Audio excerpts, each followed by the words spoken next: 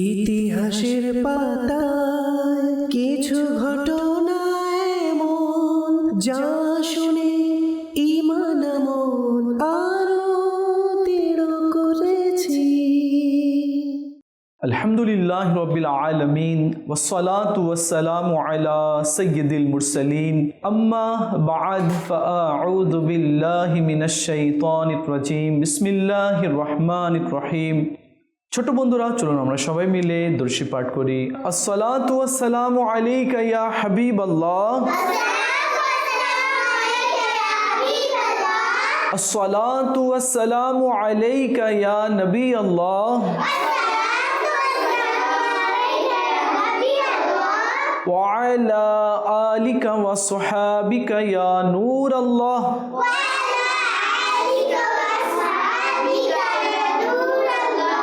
প্রিয় ছোট বন্ধুরা, আপনারা সবাই কেমন আছেন? আশা করছি সবাই ভালো আছেন। আর আপনারা দেখছেন অনুষ্ঠান ঘটনা থেকে শিক্ষা।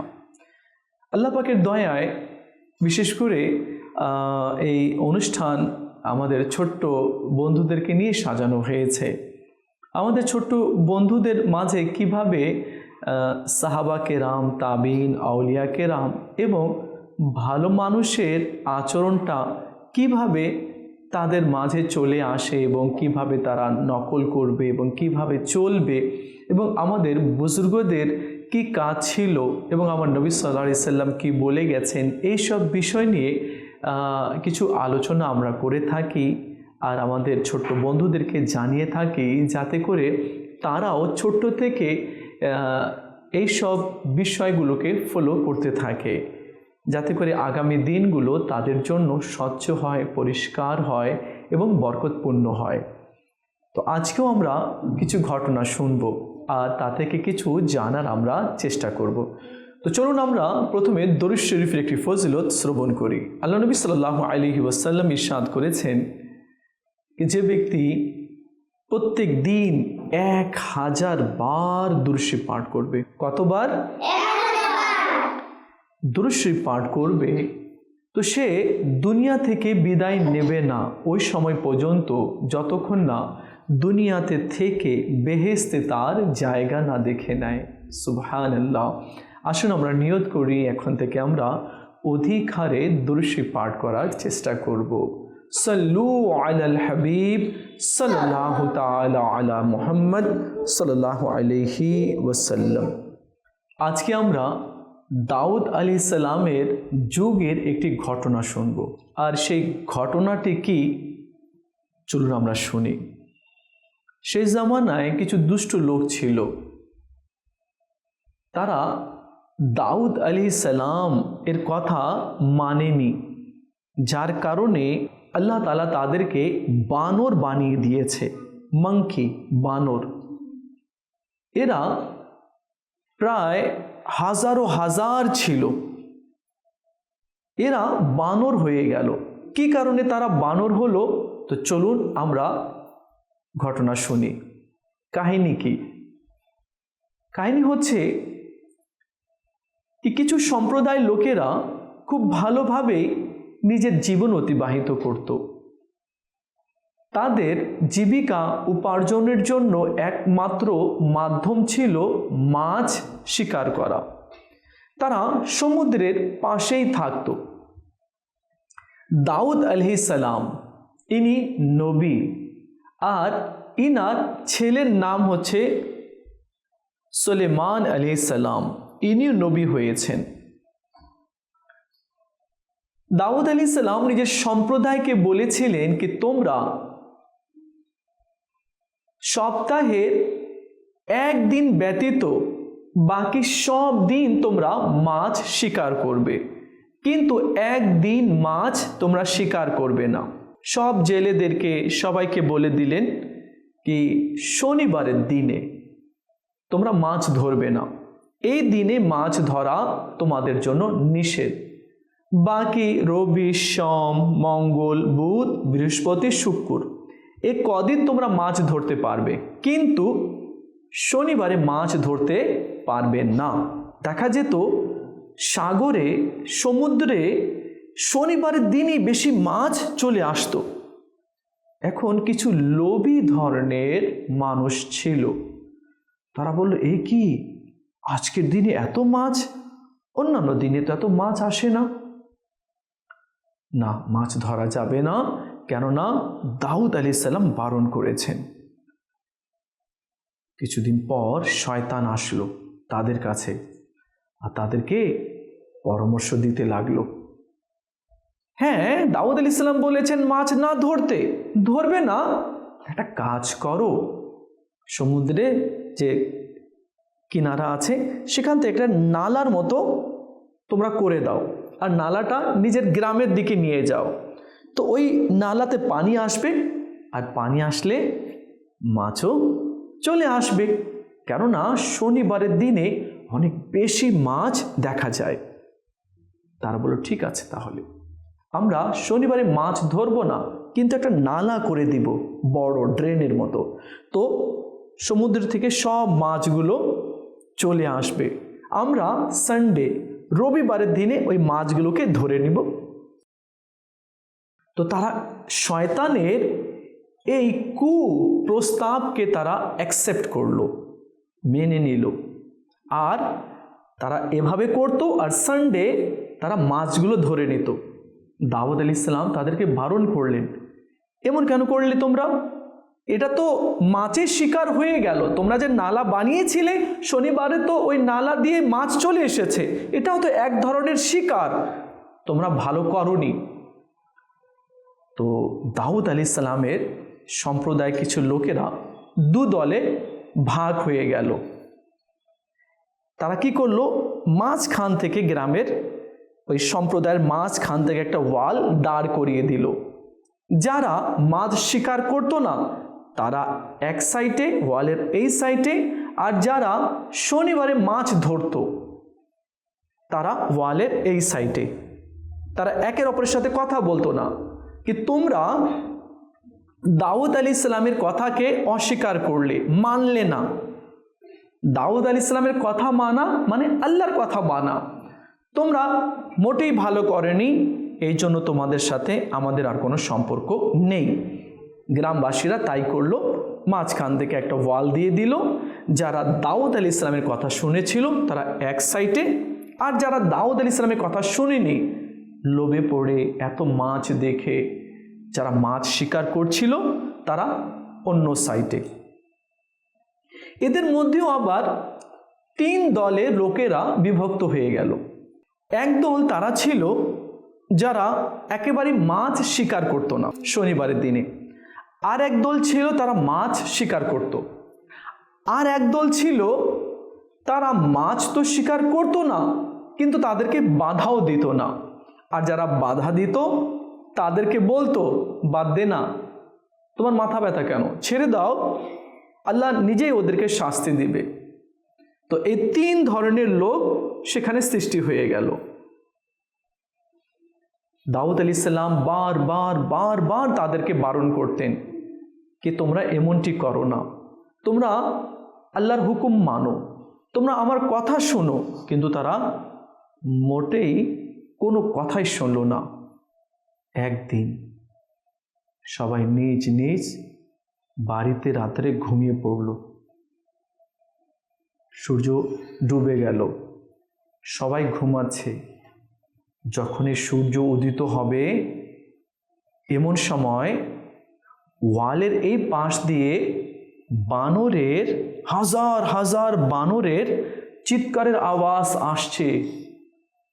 এদিককার যারা মানুষ ছিল তারা বলল, এত বানর এই সমুদ্রে পারে কোত্থেকে আসলো, আর হাজার হাজার বানর একসাথে চিৎকার করছে।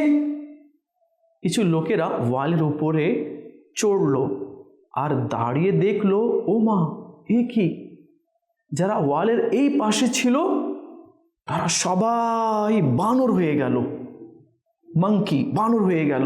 এখন এই বানর যারা ছিল তারা ওয়ালে উঠল এবং নিজের আত্মীয় স্বজনকে চিনতে পারলো, আর তাদের কাছে গিয়ে কান্না করতে লাগলো, তাদের কাপড় ধরে এভাবে কান্না করছে বানরগুলো।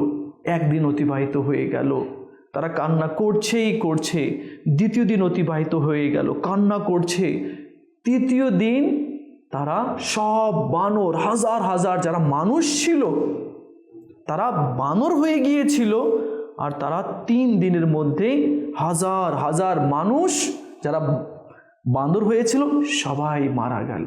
দাউদ আলাইহিস সালাম বললেন, আমি এদেরকে কত করে বারণ করেছি, কত করে বুঝিয়েছি কি তোমরা মাছ ধরো না, আল্লাহ নিষেধ করেছে, কিন্তু এরা লোভে পড়ে এরা আমার কথা শুনেনি। আজ তাদের লজ্জাজনক এবং অপমান হয়ে তারা মৃত্যুবরণ করলো। প্রিয় ছোট বন্ধুরা, আপনারা ঘটনা শুনলেন, আর এই ঘটনা থেকে কিছু শিক্ষা আমাদেরকে অর্জন করতে হবে। তা খুব সিম্পল রয়েছে। সেটা কি?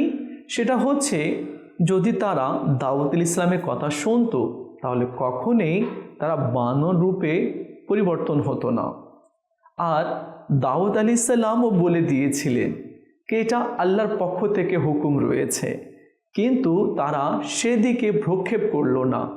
তারা লোভে পড়ে অর্থ সম্পদ এর দিকে ধাবিত হয়ে তারা এমন ধ্বংস হলো কি কিয়ামত পর্যন্ত যারা যারা আসবে সবাই তাদের এই ঘটনাকে মনে রাখবে। তো আমরাও আল্লাহ তাআলার হুকুম অনুযায়ী চলব। আল্লাহ তাআলা যে যে জিনিস আদেশ করেছে কি এটা করো, আমরা সেটা করব। আর যে জিনিস থেকে আল্লাহ তাআলা নিষেধ করেছে সেই জিনিস থেকে আমরা দূরে থাকব। কিন্তু আজ মানুষেরা বেশিরভাগ নাফরমানের দিকেই যাচ্ছে। দেখো ছোট বন্ধুরা, আল্লাহ বলেছে বান্দাদেরকে নামাজ পড়তে, নামাজ কায়েম করো, কিন্তু অনেকেই নামাজ পড়ে না। আল্লাহ বলেছে রিজকে হালাল অন্বেষণ করো, অনেকেই হালাল সম্পদ সঞ্চয় করে না, দুর্নীতি করে এবং কারো মাল আত্মসাৎ করে তারা সঞ্চয় করার চেষ্টা করছে। আল্লাহ তাআলা বলেছে যে মা বাবার খিদমত করো এবং মা বাবার প্রতি দয়া করো, কিন্তু অনেকেই রয়েছে যারা মা বাবাকে কষ্ট দেয়। মানে আল্লাহ যা যা করতে বলেছে সেটা না করে তার উল্টোটা কিছু লোক করার চেষ্টা করে থাকে এবং করে যাচ্ছে। তো যারা এমনটি করবে, তো আমার নবী বলেছেন কি এক জামানা এমন আসবে কি মানুষের চেহারাকে বিকৃত করে দেওয়া হবে, কাউকে বানর বা তার চেহারাকে বিভৎস ধরনের করে দেওয়া হবে। কাকে? মানুষকে। কেন? এই জন্য যে তারা আল্লাহর হুকুম মেনে চলেনি। আর যারা আল্লাহ পাকের হুকুম মেনে চলবে আল্লাহ তাআলা তাকে কল্যাণ, বরকত, রহমত দান করবে। ছোট বন্ধুরা, আমরা দাউদ আলাইহিস সালামের ঘটনা শুনছিলাম, আর দাউদ আলাইহিস সালামের জামানায় এই ঘটনাটা ঘটে গেল।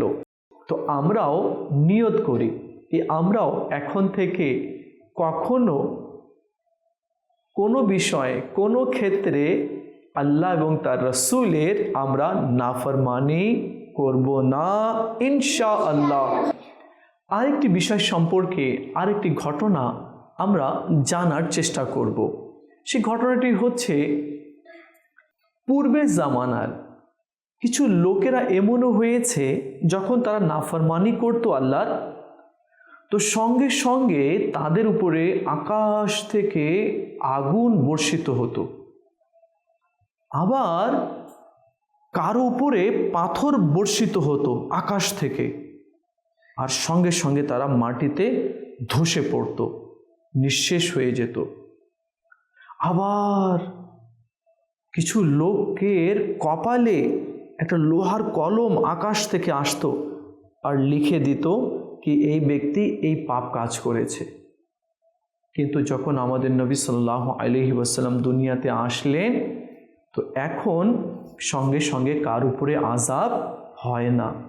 আমাদেরকে ভয় করতে হবে, আমাদেরকে সব ধরনের নাফরমানি থেকে বাঁচতে হবে।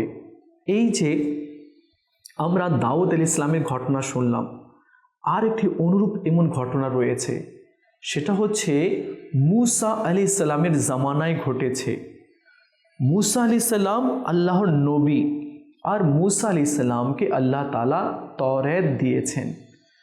আর মুসা আলাইহিস সালামের সাথে আল্লাহ তুর পাহাড়ে কথা বলেছেন। হ্যাঁ, কথা বলেছেন।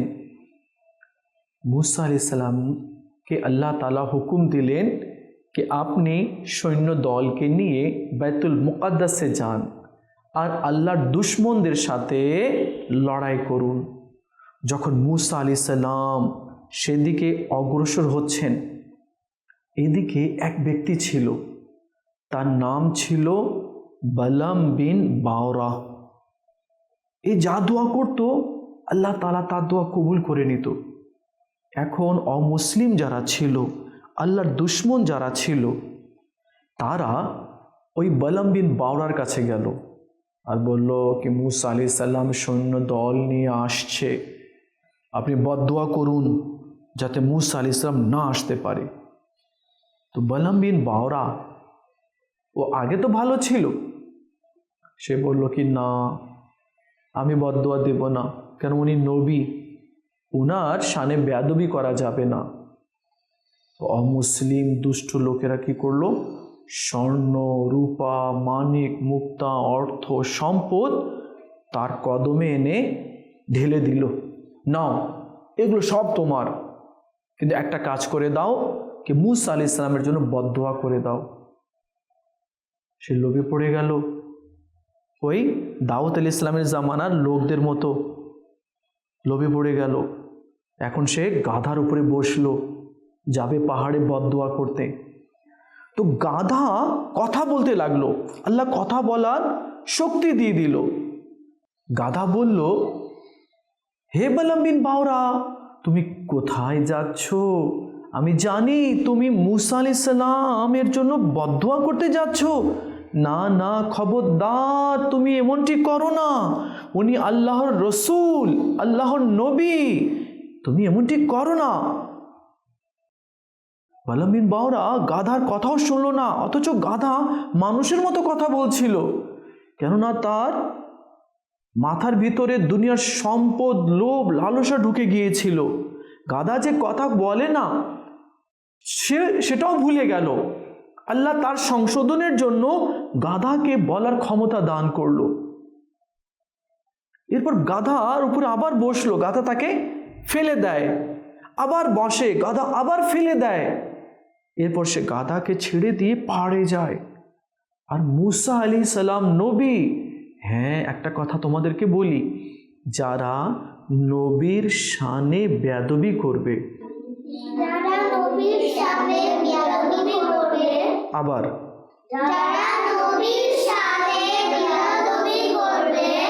আল্লাহ তাআলা তাদেরকে শাস্তি দিবে, তাদের ঈমান নষ্ট হয়ে যাবে। নবীগণের শানে কখনো চুল বরাবরও, মানে এটা কল্পনাতেও আনা যাবে না। নবী আলাইহিস সালামের যে জুতো মোবারক আছে, স্যান্ডেল জুতো নালায়ন মোবারক, হ্যাঁ, তো এই জুতা মোবারকেরও অপমান করা, হ্যাঁ, ইনসাল্ট করা যাবে না।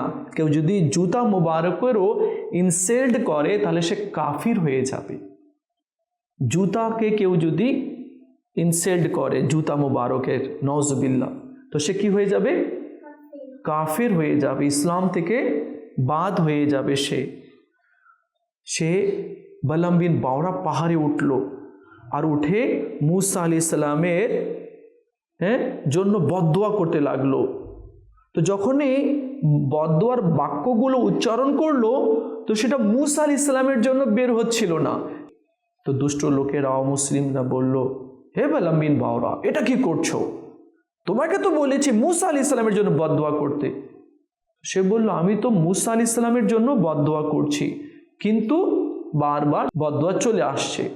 থার্ড টাইম, তৃতীয়বার আবার যখন বদদোয়া করলো মুসা আলাইহিস সালামের জন্য, কত বড় বেয়াদবি! আল্লাহ তাআলা বালাম বিন বাওরার মুখকে কুকুর বানাই দিল, ডগ। দেহ মানুষের মতো আর মুখটা কুকুরের মতো। এখন তার চেহারা বিকৃত হয়ে গেল। সে কি করেছিল? মুসা নবী শানে সে মুসা নবীর শানে বিয়াদবি করছিল। হ্যাঁ, দেখলাম মুসা ইসলামের সামনে বেয়াদবি করলো। উনি নবী, আল্লাহর বন্ধু, তো আল্লাহ কি করে দিল তাকে? কুকুর বানিয়ে। আল্লাহু আকবার। তো কোনো সময়, কোনো দিন, কখনো কোনো নবী, কোনো ওয়ালি, কোনো সাহাবীর ব্যাপারে চুল বরাবরও খারাপ ধারণা বা অপছন্দনীয় কোনো কথা বলা যাবে না। সুন্দর সুন্দর ভালো ভালো কথা বলতে হবে, কেননা তারা তো আমাদের হেদায়েতের জন্যই এসেছিলেন। সাহাবা কেরাম আলিমুর রিদওয়ান এবং তাবিঈন, তাবা তাবিঈন, ইনারাও আমাদের হেদায়েতের জন্য আল্লাহ তাআলা পাঠিয়েছেন। আবার বলছি, সাহাবা কেরামও ইসলাম প্রচার করেছেন এবং তাবিন, তাবা তাবিনরাও কোরআন এবং হাদিসের বাণী আমাদের মাঝে তারা তুলে ধরেছেন, যার কারণে আজ আমরা এত কিছু জানতে পেরেছি।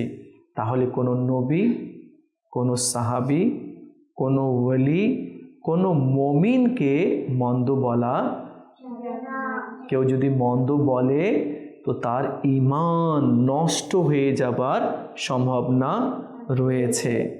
আমরা এমন মানুষের সাথে চলাফেরা করব যারা আহলে বায়তকে, যারা সাহাবা কেরামকে, আউলিয়া কেরামকে ভালোবাসে, তাদের পথে চলে। তো আমরাও সবাই মিলে ওই সমস্ত লোকদের পিছনে পিছনে চলার চেষ্টা করব ইনশাআল্লাহ আজ্জা ওয়া জাল। এই সমস্ত ঘটনা থেকে আমরা কি শিখলাম, কে বলবে? জি, আমরা এই ঘটনা থেকে শিখলাম নবীদের কথা অমান্য করা যাবে না, আর নবীদের সামনে বেয়াদবি করা যাবে না। যদি আমরা করি আমাদের ঈমান নষ্ট হয়ে যাবে আর আমরা কাফের হয়ে যাব। আল্লাহু আকবার। চমৎকার কথা বলেছে ছোট বন্ধু, কি নবীগণের শানে চুল বরাবরও বেয়াদবি করা যাবে না। আর কেউ যদি চুল বরাবরও বেয়াদবি করে তাহলে তারা কি হবে? কাফির হয়ে যাবে। আল্লাহ তাআলা আমাদের সবাইকে বোঝার তৌফিক দান করুক। প্রিয় ছোট বন্ধুরা আর যারা অভিভাবক রয়েছেন, আপনারাও এইসব বিষয়গুলো নিজের বাচ্চাদের মাঝে তুলে ধরবেন, কেননা অনেক সময় অনেকেই এমন কিছু কথা বলে দেয় যে সমস্ত কথা বলার কারণে সে কাফির হয়ে যায়, কিন্তু সে নিজেও বোঝে না। তো যাতে করে আমাদের সন্তান এবং আমাদের পরিবারের যে সমস্ত বাচ্চারা রয়েছে তারা যাতে আউলিয়া কেরাম, সাহাবা কেরাম, আম্বিয়া আলাইহিসসালামের শান, মর্যাদা, ক্ষমতা, আল্লাহ কী কী দিয়েছে এই সমস্ত একটু একটু তাদেরকে জানাতে হবে। যখন আমরা ছোট্ট ছিলাম তো মা ইমামে হাসান, ইমামে হুসাইন রাদিয়াল্লাহু তাআলা আনহুমার কথাগুলো বলতেন। আমরা ছোট্ট ছিলাম, ঘুমানোর সময় মা বলতেন হিস্টোরি, আমরা শুনতাম। তো আজও কিছু কিছু ঘটনাগুলো মনে আছে যা মা শুনিয়েছে। তো যারা যারা এই অনুষ্ঠান দেখছেন এবং আমাদের ছোট্ট বন্ধুদের অভিভাবক যারা রয়েছেন, তো তারাও কিছু কিছু ইসলামিক হিস্টোরিগুলো নিজের বাচ্চাদেরকে শোনাতে হবে, যাতে করে এই সমস্ত কথাগুলো অন্তরে গেঁথে যায়। এতে কি হবে কি বাচ্চার স্বভাবের মধ্যেও পরিবর্তন চলে আসবে। আল্লাহ আমাদের সবাইকে বোঝার তৌফিক দান করুক। দেখা হবে আগামী পর্বে আরেকটি বিষয় নিয়ে আলোচনা করব। ততক্ষণ ভালো থাকুন আর মাদিনী চ্যানেলের সঙ্গেই থাকুন। সাল্লু আলাল হাবিব সাল্লাল্লাহু তাআলা আলা মুহাম্মদ সাল্লাল্লাহু আলাইহি ওয়াসাল্লাম। ইতিহাসের পাতায় কিছু ঘটনা এমন যা শুনে